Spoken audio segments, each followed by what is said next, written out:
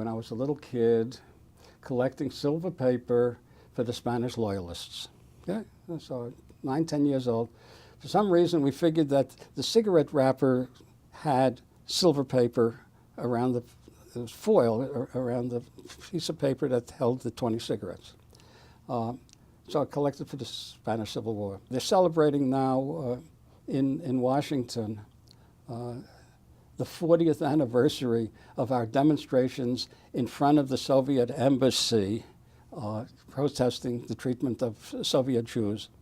And I was part of that. My activism, continued with anti-Vietnam and certainly civil rights. I used to brag about the fact that in 1963, in the spring of '63, I went down to the Brotherhood of Sleeping Car Porters, which was the headquarters for the March on Washington.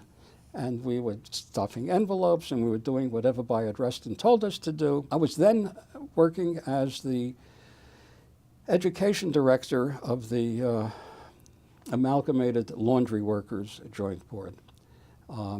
So when the march took place, I was able to get 5 buses of laundry workers to go from New York to Washington to participate in the march, and that was a very exciting thing.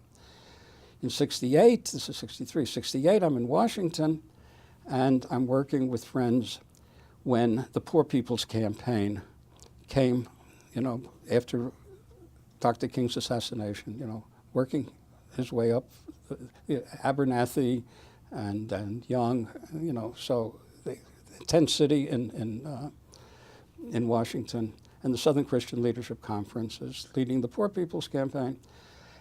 And so I headed up a group, which I was very proud of, that raised money, Government Employees Fast Day Committee. So I was the chairman of this committee that raised over $10,000 from government employees on the pitch that give up your lunch, and contribute it to the Government Employees Fast Day. You're going to fast one day for the help the poor in America, blah, blah, blah. Yeah. And we did it. We turned out hundreds of people to come to a demonstration on that day and raised over $10,000. And, so I say, hey, man, I did it.